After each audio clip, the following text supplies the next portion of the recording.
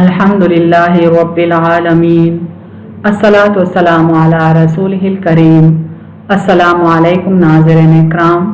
यसनुल कुरान नाम की आसान तफसीर का लेसन नंबर 3.84 है, यानी तीसरे सूरे का लेसन नंबर 84, और थीम है सूरे आले इमरान आयात 126 एंड 127, 126 और 127। टॉपिक्स कवर्ड इस तरह से हैं: सबसे पहले तिलावत, उसके बाद word by word and phrase by phrase translation, फिर तफसीर, आखिर में कुछ अहम नुकात, एक्नॉलेजमेंट और रेफरेंसेस। औज़ु बिल्लाहि मिनश शैतानिर रजीम, बिस्मिल्लाहिर रहमानिर रहीम। वमा जअलहु अल्लाहु इल्ला बुश्रा लकुम वलितत्मइन्ना कुलूबुकुम बिहि वमा नस्रु इल्ला मिन इंदिल्लाहिल अज़ीज़िल हकीम। वर्ड बाई वर्ड ट्रांसलेशन देखें। वमा मीम अलिफ से है, माने और नहीं, एंड नॉट। जअलहु जीम आइन लाम से है, माने किया ये, मेड इट।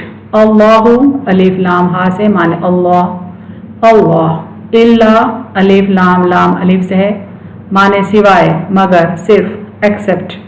बुशरा बा शीन रॉ से है, माने खुशखबरी, गुड न्यूज़। लकुम लाम से है, माने तुम्हारे लिए, फयू। वलितत्मइन्ना तो मीम नून से है, माने और इसलिए कि इत्मीनान हो, एंड टू रीएश्योर। कुलूबुकुम काफ लाम बा से है, माने तुम्हारे दिल, योर हार्ट्स। बिही बा से है, माने उससे, विद इट। वमा मीम अलिफ से, माने और नहीं, एंड देयर इज नो। अन्नस्रु नून स्वाद रॉ से है, माने मदद, द विक्ट्री। इल्ला अलिफ लाम लाम अलिफ से, माने सिवाय, एक्सेप्ट। मिन मीम नून से, माने से, फ्रॉम। इंदी आइन नून दाल से, माने पास। लफ्जी माने नियर के होते हैं, करीब के, लेकिन इंग्लिश में इसकी जगह फ्रॉम इस्तेमाल होता है। अल्लाही अलिफ लाम हा से, माने अल्लाह अल्लाह। अल अजीज आइन जा से, माने गालिब, द ऑल माइटी। अल हकीम हा काफ मीम से, माने हिकमत वाला, the all wise. Phrase by phrase translation Urdu में देखें। वमा जअलहु अल्लाहु, और अल्लाह ने नहीं किया ये, इल्ला बुश्रा लकुम, मगर सिर्फ तुम्हारी खुशखबरी के लिए, वलितत्मइन्ना कुलूबुकुम बिही, और इसलिए कि उससे तुम्हारे दिलों को इत्मीनान हो। वमा नस्रु, और नहीं मदद, इल्ला मिन इंदिल्लाहि, मगर सिर्फ अल्लाह के पास से, अल अज़ीज़िल हकीम, जो गालिब हिकमत वाला है। कंप्लीट ट्रांसलेशन देखें। और अल्लाह ने नहीं किया ये मगर सिर्फ तुम्हारी खुशखबरी के लिए, और इसलिए कि उससे तुम्हारे दिलों को इत्मीनान हो, और नहीं मदद मगर सिर्फ अल्लाह के पास से, जो गालिब हिकमत वाला है। Phrase by phrase translation English में देखें। वमा जअलहु अल्लाहु, and Allah has not made it, इल्ला Bushra लकुम, accept a good news for you, वलितत्मइन्ना कुलूबुकुम बिही, and to reassure your hearts with it. Verma नस्रु, and there is no victory, illa min indillahi, except from Allah, al-Aziz al-Hakim, the Almighty, the All-Wise. Complete translation देखें। And Allah has not made it except a good news for you, and to reassure your hearts with it. And there is no victory except from Allah, the Almighty, the All-Wise. सूरह आल इमरान की आयत 127 देखें। बिस्मिल्लाहिर्रहमानिर्रहीम। लियक़्तअ तरफ़म मिनल लज़ीना कफ़रू औ यकबितहुम फ़यंक़लिबू ख़ाइबीन। Word by word translation देखें। लियक़्तअ root word है काफ तो आइन से, माने ताकि वो काट डाले, that he may cut off. तरफ़ा तो रफ़ा से है, माने एक ग्रोह, अपार्ट। मिन मीम नून से है, माने से, फ्रॉम। अल्लज़ीना अलिफ लाम लाम ज़ालिया से है, माने वो लोग जो, दोज हु। कफरू काफ फावा से है, माने कुफ्र किया, डिसबिलीव्ड। औ अलिफ वाव से, माने या, और। यकबितहुम काफ बा ता से है, माने उन्हें जलील करे, सप्रेस देम और अबेज देम। फयंक़लिबू काफ लाम बा से है, माने तो वो लौट जाएं, so that they turn back, या सो दैट दे रिटायर। खाइबीन खाया बा से है, माने नामुराद, disappointed. Phrase by phrase translation Urdu में देखें।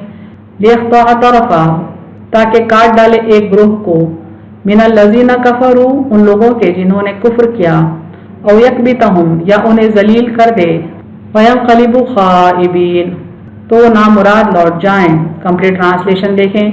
تاکہ کاٹ ڈالے ایک گروہ کو ان لوگوں کے جنہوں نے کفر کیا یا انہیں ذلیل کر دے تو وہ نامراد لوٹ جائیں۔ Phrase by phrase translation English میں دیکھیں۔ لیقطع طرفا that he may cut off a part من الذین کفروا of those who disbelieve or يكبتهم or abase them فينقلبوا خائبین so that they retire disappointed۔ Complete translation دیکھیں۔ that he may cut off a part of those who disbelieve or abase them so that they retire disappointed۔ تشریح کلمات دیکھیں۔ لیقطع طرفا تاکہ ایک حصے کو ہلاک کرے، یعنی کافروں کی جو فوج ہے ان کے طاقتور حصے کو ہلاک کر دے، ان کی طاقت کو توڑ دے یا کافروں کو کچھ کم کر دے۔ یکبتہم قبض کسی کو سختی اور ذلت کے ساتھ واپس کر دینا کے معنوں میں آتا ہے، پھیر دینا، ذلیل کرنا، منہ کے بل گرا دینا۔ فینقلبوا پھر وہ واپس ہو جائیں، لوٹ جائیں، یعنی ذلیل و خوار ہو کر لوٹ جائیں۔ خائبین الخیبہ ناکام ہونا، بغیر حصول کے خائب و خاسر، یعنی مقصد حاصل کیے بغیر نا امید، ذلیل و خوار، واپس لوٹ جانا۔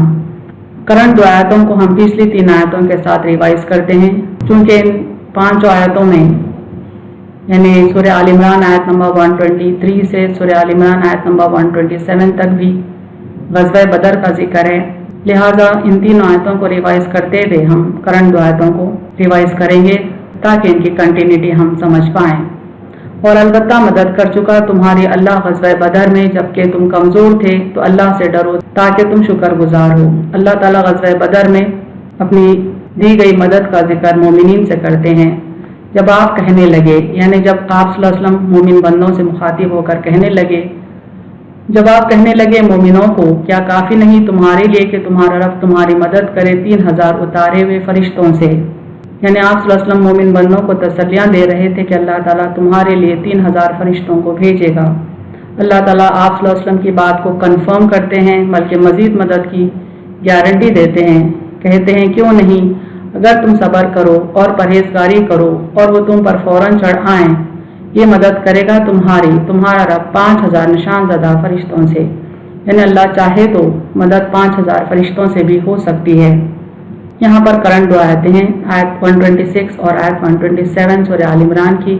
اور اللہ نے نہیں کیا یہ مگر صرف تمہاری خوشخبری کے لیے، یعنی اللہ نے ملائکہ سے جو مدد کی دراصل یہ صرف مومن بندوں کو خوشخبری دینے کے لیے اور اس لیے کہ اس سے تمہارے دلوں کو اطمینان ہو، یعنی مومن بندوں کے قلبی اطمینان کے لیے اللہ نے فرشتوں سے مدد کی، اور نہیں مدد مگر صرف اللہ کے پاس سے، یعنی مدد کرنے کے لیے تو صرف اللہ ہی کافی ہے جو غالب حکمت والا ہے، تاکہ کاٹ ڈالے گروہ کو، یعنی کفار کے ایک گروہ کو ختم کر دے، ان کو ہلاک کر دے، ان لوگوں کے جنہوں نے کفر کیا یا انہیں ذلیل کر دے تو وہ نامراد لوٹ جائیں۔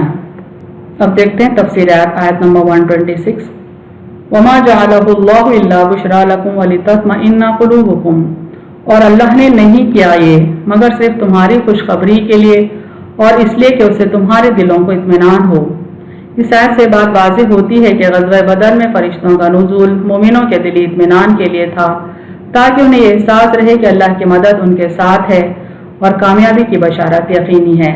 یعنی ملائکہ کو نازل کرنے کا مقصد یہ تھا کہ مومن بندوں کو دلی اطمینان نصیب ہو، ان کے دل مطمئن ہو جائیں کہ اللہ کی مدد ان کے ساتھ ہے اور یقینی طور پر انہیں کامیابی حاصل ہونے والی ہے۔ لیکن کسی بھی جنگ میں کامیابی کے لیے اللہ واحد ہی کافی ہے، کسی فرشتے کی بھی کوئی ضرورت نہیں ہے۔ یعنی اگر حقیقتاً دیکھا جائے تو جنگ میں کامیابی کے لیے، فتح و نصرت کے لیے کسی فرشتے کی بھی ضرورت نہیں ہے، اللہ واحد ہی کافی ہے۔ اس لیے اللہ تعالیٰ فرماتے ہیں وَمَا النَّصْرُ إِلَّا مِنْ عِنْدِ اللَّهِ، اور نہیں مدد مگر صرف اللہ کے پاس سے۔ یہ حقیقت اور یقینی بات ہے کہ فتح و نصرت صرف اللہ کی جانب سے ہے۔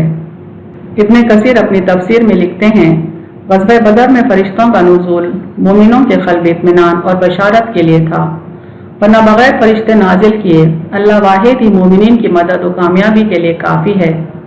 یہ فرشتوں کا نازل کرنا اور تمہیں اس کی خبر دینا صرف تمہاری خوشی، دلجوئی اور اطمینان کے لیے ہے، ورنہ اللہ کی قدرت ہے کہ ان کو اتارے بغیر بلکہ بغیر تمہارے لڑے بھی تمہیں غالب کر دے۔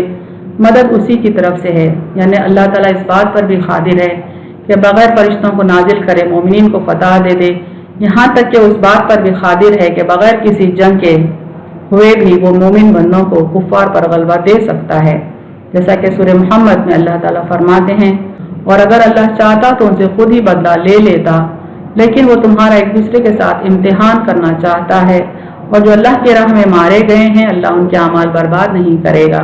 اللہ تعالیٰ نے دنیا میں قانون بنایا ہے کہ مومنوں اور منافقوں کو الگ الگ کر دے، یعنی مومن تو حقیقی معنوں میں وہ ہوتا ہے جو اللہ کی رضا کے لیے اپنا مال اور اپنی جان دے دے، لہذا ایسی جنگیں ہونا ضروری ہے تاکہ مومنوں کو خود یہ احساس ہو جائے کہ وہ اللہ کی راہ میں کس قدر ثابت قدم ہے، وہ عزت والا ہے اور اپنے ہر کام میں حکمت رکھتا ہے۔ یعنی اللہ تعالیٰ کا یہ قانون ہے کہ بغیر حکمت کے کوئی کام نہیں کرتا، یعنی ہر جنگ ہر غزوہ کسی نہ کسی حکمت کے تحت ہی ہوتا ہے۔ یہ جہاد کا حکم بھی طرح طرح کی حکمتوں پر مبنی ہے، اس سے کفار ہلاک ہوں گے یا ذلیل ہوں گے یا نامراد واپس ہوں گے۔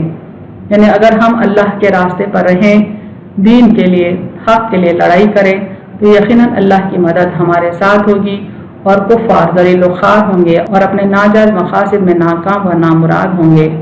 آیت 127 کی تفسیر دیکھیں، لِيَقْطَعَ طَرْفًا مِنَ الَّذِينَ كَفَرُوا أَوْ يَكْبِتَهُمْ فَيَنقَلِبُوا خَائِبِينَ، تاکہ کاٹ ڈالے گروہ کو ان لوگوں کے جنہوں نے کفر کیا یا انہیں ذلیل کر دے تو وہ نامراد لوٹ جائیں۔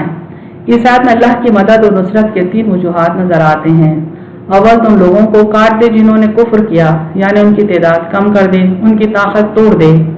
دوم جو باقی بچ گئے وہ ذلیل و خوار ہوں اور قیدی بن کر مسلمانوں کی غلامی میں آ جائیں۔ سوم جو قتل ہونے سے اور قید ہونے سے بچ جائیں وہ ذلیل و خوار ہو کر اپنے مقصد میں ناکام لوٹ جائیں۔ یعنی اس آیت میں اللہ تعالیٰ 3 وجوہات بتا رہے ہیں اس جنگ کے اور اس جنگ میں اللہ کی مدد کے۔ اول تو کفار کی طاقت کو توڑ دیا جائے، یعنی ان میں سے طاقتور لوگوں کو ہلاک کر دیا جائے، اور دوم جو بچ رہے ہیں انہیں ذلیل و خوار کر دے اور انہیں نامراد لوٹا دے۔ چنانچہ جنگ بدر میں ایسا ہی ہوا، کفار کے 70 سرکردہ افراد جن میں کئی قبیلوں کے سردار تھے مارے گئے اور 70 اسیر ہو گئے، یعنی قید ہو کر غلامی میں آ گئے، اور باقی ذلت و خواری کے ساتھ پسپا ہو کر لوٹ گئے۔ یعنی جنگ بدر کے جو نتائج سامنے آتے ہیں ان پر اگر ہم غور کریں تو اس آیت کے معنی ہم کو سمجھ میں آتے ہیں کہ اللہ کی مدد سے بے شک کفار کے سرکردہ افراد ہلاک ہو گئے، ان میں سے کثیر قبیلوں کے سردار تھے اور کئی تو اسیر ہو گئے یعنی غلامی میں آ گئے، اور جو باقی فوج تھی وہ ذلیل و خوار ہو کر لوٹ گئی۔ اہم نکات دیکھیں اس تفسیر کے۔ غزوہ بدر میں فرشتوں کا نزول مومنوں کے قلبی اطمینان اور بشارت کے لیے تھا، ورنہ بغیر فرشتے نازل کیے اللہ واحد ہی مومنین کی مدد و کامیابی کے لیے کافی ہے۔ وَمَا النَّصْرُ إِلَّا مِنْ عِنْدِ اللَّهِ، اور نہیں مدد مگر صرف اللہ کے پاس سے۔ غزوہ بدر میں اللہ کی مدد 3 وجوہات کی بنا پر بھی۔ اول تو کفار اور مشرکین کی تعداد گھٹا دے، ان کی طاقت کو توڑ دے۔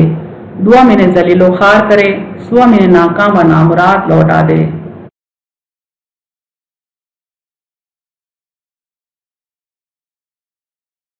وآخر دعوانا ان الحمد للہ رب العالمین۔